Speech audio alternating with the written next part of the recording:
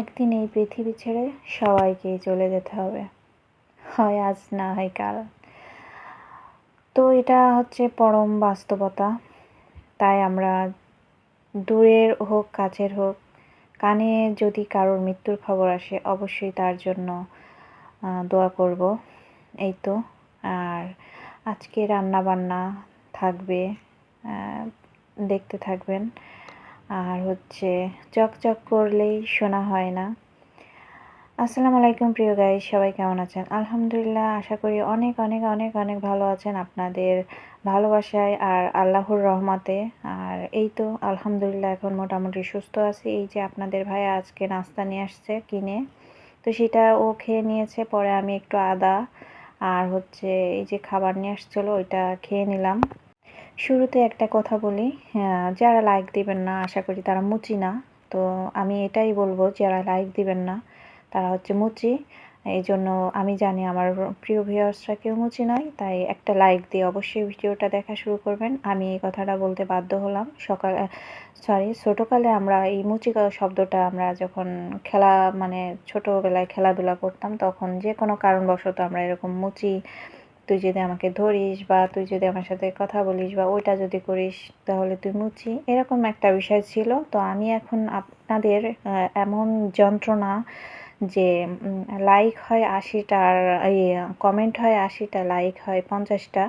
তো এই কষ্ট যন্ত্রণা আজকে আপনাদেরও, মানে যারা লাইক দিবেন না তাদের আমি মুচি বলতে বাধ্য হলাম, যাতে আপনাদের বিন্দু মাত্র একটু বিবেকে বাদে যে না, আমরা লাইকটা দিয়েই দেখি। প্রিয় ভাই আপুরা, কিছু মাইন্ড করবেন না।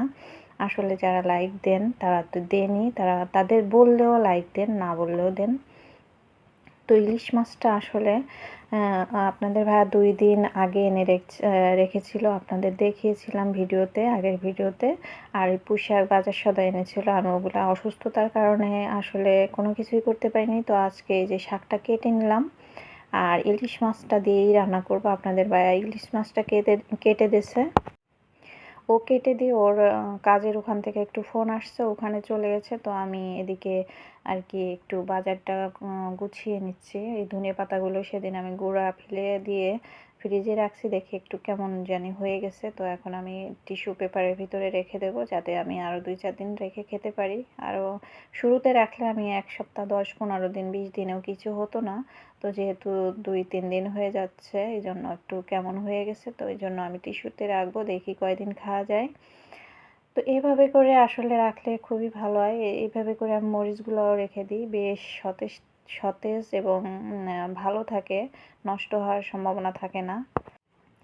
এই তো আমি কাঁচামরিচগুলো যতটুকু আমার আজকে লাগবে ততটুকু বের করে রেখে, আর বাকিগুলো আমি এই বক্সে করে রেখে দেব। এরকম বক্স আসলে ও কেক নিয়ে আসছিল, খাবার ফল টল সেই ধরনের বক্স। আমি ওই বক্সগুলো কাজে লেগে ফেলেছি, ফেলে না দিয়ে। তো এই তো আর ইলিশ মাছ যে আপনাদের ভাইয়া কেটে রেখে গেছে, এখন আমি এগুলো সুন্দর করে ধুয়ে রান্না করার জন্য প্রস্তুত করব।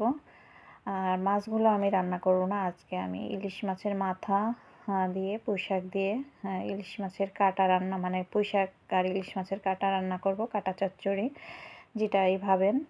এই আর কি, আমি মাথাটা ছোট ছোট করে কেটে নিয়েছি। মাঝখানে বলে নিই, আমার প্রিয় ভিউয়ার্স যারা আমার এই পর্যন্ত আমার ভিডিওটা দেখতেছেন, আশা করি দেখতেছেন, জানি না সবাই দেখেন না হয়তো, অনেকে দেখে মানে সামান্য একটু দেখে হয়তো বেরোয় যান। এটা কেমন করে পারেন আমি জানি না, কারণ আমি এরকম করি না। কারোর ভিডিওতে গিয়ে কিভাবে বেরোয় যায়, আমি তো একদম ফুল টাইম একদম থাকি, কারণ এতে আমার লাভ হবে, আপনাদেরও লাভ হবে যার ভিডিওটা দেখি, তবে আমারও লাভ আছে ওখানে। কারণ আমি ফুল ভিডিও দেখলে এতে আমার ওয়াচ টাইমও বাড়বে এবং যার ভিডিও দেখবো তারও বাড়বে। কিন্তু সে যদি অন্য কারো ভিডিওতে যেয়ে দেখে যে ওরকম বেরোয় যায়, তাহলে কিন্তু তার ক্ষতি সে নিজেই করছে, কখনোই তার ওয়াচ টাইম বাড়বে না, আমি যতই তার ভিডিও দেখে দিই না কেন, কারণ সে তো অন্য কারো ভিডিও দেখছে না। এটা তার ক্ষতি হবেই হবে, এটা সে মিলেই নেয় যেন। কারণ আমি তার ভিডিও যতই ফুল দেখে দিই না কেন, সে যদি অন্য কারো ভিডিও ফুল না দেখে, তার ভিডিও কখনোই ভিউ বাড়বে না এবং ওয়াচ টাইমও বাড়বে না। এটা সে বুঝবে অবশ্যই, কারণ এটাই হয়।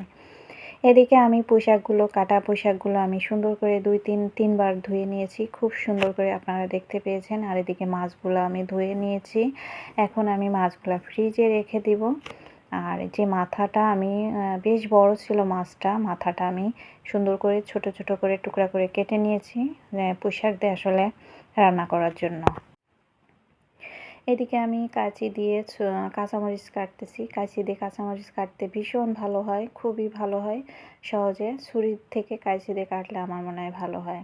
তো যেটা বলতেছিলাম, আমরা যেখান থেকে যার মরার খবর শুনি না কেন, অবশ্যই আমরা দোয়া করব। এই যে আমাদের অনলাইনে ছিল ইউটিউবার একজন সাবিনা আপা নাকি, আমি তার ভিডিও হয়তো দেখছি, খুব বেশি দেখি নাই, তবে দেখছি। খুব বেশি না দেখলেও তার হাজব্যান্ড মারা গেছে শুনে খুবই খারাপ লাগলো, এবং আমি অবশ্যই তার বরের জন্য দোয়া করে দিয়েছি, আল্লাহ তার বরকে ভেস্তে নসিব করুন। আর হচ্ছে সবাই সবার জন্য দোয়া করি, এটাই হচ্ছে, আমরা মুসলিম যেহেতু আমাদের সবাই সবার জন্য দোয়া করা উচিত।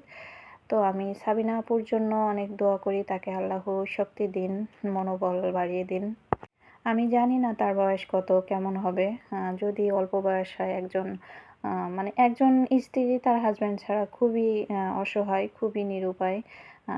এটা যে ওই অবস্থায় থাকে সেই বুঝতে পারে একজন হাজব্যান্ডবিহীন স্ত্রী, সেটা আমি উপলব্ধি করতে পারি, আমি প্রতিনিয়ত উপলব্ধি করতে পারি। আপনারা ভিউয়ার্সরা আমার লাইফ সম্পর্কে কিছুই জানেন না, তো আমি হয়তো যদি কখনো বলতে ইচ্ছা হয় বা আপনাদের জানতে ইচ্ছা হয় কখনো বলবো।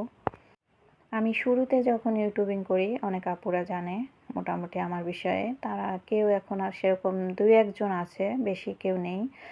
এই তো আমি এখন শাকগুলোর জন্য আমি অল্প কিছু রসুন দিচ্ছি। ইলিশ মাছে আমি বেশি রসুন দেই না। আর হচ্ছে আমি একটু আদা দিয়েছি। আপনাদের ভাইয়া আদা রসুন ছাড়া চলেই না ওর। এই তো আমি ইলিশ মাছের ভিতরে আমি দিতাম না, তবু আপনাদের ভাইয়ার জন্য একটু আদা আর কিছু 2-3 কোয়া রসুন দিয়ে দিচ্ছি। তো দিয়ে আমি আমার এই ছোট্ট একটা ব্লেন্ডারে ব্লেন্ড করে নিব। আপনারা দেখতে পাবেন, আপনাদের সামনেই হবে এটা। আসলে আমি আরও কয়েক মাস পরে ছাড়া আমি একটা বড় ব্লেন্ডার আমি কিনতে পারছি না। আশা করি আপনারা জানেন আমাদের এখন একটু সমস্যা আছে, যার কারণে বাড়তি কোনো খরচ করতেছি না। যাই হোক, ইনশাআল্লাহ আল্লাহ দিন তো একরকম রাখে না, আগামী দিনগুলো হয়তো আরও ভালো যাবে। এখন হয়তো অনেক ভালো আছি, এর থেকে আরও ভালো যাবে। আল্লাহ পাক যে দিন নিচ্ছে এই দিনে আলহামদুলিল্লাহ বলতে হবে, শুকরিয়া আল্লাহর কাছে। তো আমি এই মশলাটা ব্লেন্ডার করে নিব। তো যেটা বলতেছিলাম, সাবিনা আপুর বয়স কেমন আমি জানি না, তবে সে আপুটার জন্য অনেক অনেক ভালোবাসা, অনেক দোয়া থাকলো। সে আপুটারকে আল্লাহ ধৈর্য দিন, কয়টা বাচ্চা তাও জানি না, তাদের সন্তানের প্রতিও আমার দোয়া থাকলো। এই তো আর কি। তো আমি এখন তরকারিটা রান্না করব, আপনারা অবশ্যই দেখতে পাচ্ছেন।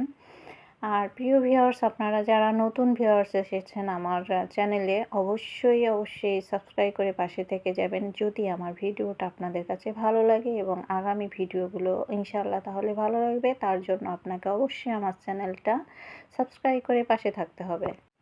আর তার জন্য আপনাকে পাশে থাকা বেল বাটনে অলে চাপ দিয়ে অবশ্যই অন করে দিতে হবে। আপনার কাছে আমার ভিডিও প্রতিনিয়ত যখন ছাড়বো তখনই আপনার কাছে পৌঁছে যাবে। আপনি আপনার সময় সুযোগ বুঝে আপনি ভিডিওটা দেখে নিতে পারবেন। আমিও আপনার ভিডিওগুলো ইনশাল্লাহ দেখে নিব, আশা করি ইনশাল্লাহ। তো এই তো আমি তেলটা দিয়ে দিলাম কড়াইতে দিয়ে তেল গরম হলে ওর ভিতরে আমি মশলা দিয়ে দিয়েছি কিছু। যে মশলাগুলো ব্লেন্ডার করে নিলাম তার ভিতরে আমি কিন্তু মাছের মাথাগুলা যে কেটে ছোট ছোট করে রাখছিলাম সেগুলো দিয়ে আমি বেশ কিছুক্ষণ কষিয়ে নিয়েছি, কারণ কষাতে তো হবেই। আর এভাবে করে পুঁইশাক রান্না করলে যে কী টেস্ট হয়েছে ভায়াপুরা বা ভিউয়ার্স, আপনাদের বলে বোঝাতে পারবো না আমি। এত মজা হয়েছে, যেহেতু আমাদের খাওয়া শেষ হয়ে গেছে, আমি আর আপনাদের ভাইয়া খেয়েছি, এত লোভনীয়, এত মজা হয়েছে। আর ভালো না হলে একদম আপনাদের ভাইয়া বা আমি দুজনের একজনও খেতে পারি না। এই তো একটু কষিয়ে নিয়েছি, কষানোর পরে এই যে পানি দিলাম। আসলে শাকটা ঝোলের সাথে মিশে একটু সবুজ বর্ণ কালার আসছে, যে জন্য আসলে কালারটা এরকম ফ্যাকাশে দেখাচ্ছে। আসলে কিন্তু খেতে ভীষণ টেস্টি হয়েছে, ভীষণ মজা হয়েছে, বলে বোঝাতে পারবো না। আর মাছের মাথাটা ওভাবে কেটে কেটে রান্না করাতে আরও বেশি টেস্ট হয়েছে ভীষণ। আর মাছটাও মনে হয় ভীষণ টেস্টি হবে। এদিকে আমি দেখিয়ে দিলাম আপনাদের ভাতটা বসিয়ে দিয়েছি রাইস কুকারে। যেহেতু আপনাদের ভাইয়ার সময় একদমই কম, আমি লাউ রাখছিলাম, একটু ভাজি করব ভেবেছিলাম, কিন্তু হয়নি, আপনাদের ভাইয়ার সময় নেই। তো এদিকে দেখেন আমার তরকারিটা একদম পারফেক্টভাবে রান্না হয়ে গেছে। ইলিশ মাছের মাথা দিয়ে পুঁই শাকের কাঁটা চচ্চড়ি, খুবই টেস্টি এবং লোভনীয় খাবার হয়েছে। তো এদিকে আমার রান্না শেষ হলে আমি কড়াইটা মেজে ধুয়ে নিব, কারণ আমি ধুয়ে আবার চুলার পরে রেখে দেই। এই কড়াইতে রান্না করতে আমার ভীষণ ভালো লাগে। অনেক বড় কড়াই এবং চারপাশে চুলার পাশটা একদমই নষ্ট হয় না আমার। আর কড়াইটা খুবই ভালো। এদিকে আমি এই যে তরকারিটা এদিকে উঠিয়ে রাখছি, আর ওদিকে ভাতটাও হয়ে যাচ্ছে। তো আমি এই বেসিন টেসিনও একটু পরিষ্কার করে নিয়েছি, চুলার পাশটাও আমি ধুয়ে মুছে অফ ক্যামেরায় নিয়েছি। এদিকে এতদিন জানতাম যে চকচক করলে নাকি সোনা হয় না, তো মালয়েশিয়াতে আসার পরে দেখলাম যে না, চকচক যেটা করে সেটাই আসলে সোনা, এটাই আসলে বুঝলাম। তো এই কেন বুঝলাম দেখেন, এই যে এই দুইটা কইটা এই ভীম, এই কুয়াশা যেটা মানে যেটা হালকা কালার, এটা কিন্তু 2 নম্বর ভীম। আর এটা কালার একদম গাঢ়, সেটাই কিন্তু 1 নম্বর। এইটাই বুঝলাম যে চকচক করলেই আসলে সোনা হয়, এটা দিয়ে আসলে প্রমাণ হলো এখানে আমার। তো দেখেন যেটা ডিপ কালার সেটাই আসলে 1 নম্বর। তো তারপরে ওইটা ইউজ করার সময় একদমই ফেনা হয় নাই, অনেক কষ্টে ব্যবহার করেছি। পরে আপনাদের ভাইয়া আর একটা ছোট একটা 1 নম্বর ফেনা হয় না। এদিকে আমি যে পুঁইশাকগুলো কেটে নিয়েছি সেই ডালগুলো আপনাদের ভাইয়া দেখেন, এই যে বাড়িওয়ালার এক টপ আছে বাইরের পাশে, এই টপের ভিতরে গেঁথে রাখছে। এই পর্যন্তই। আপনারা ভালো থাকবেন, সুস্থ থাকবেন। এরকম ভিডিও চাইলে আবারও নতুন নতুন ভিডিও পাবেন ইনশাল্লাহ। আল্লাহ হাফেজ, ভালো থাকবেন।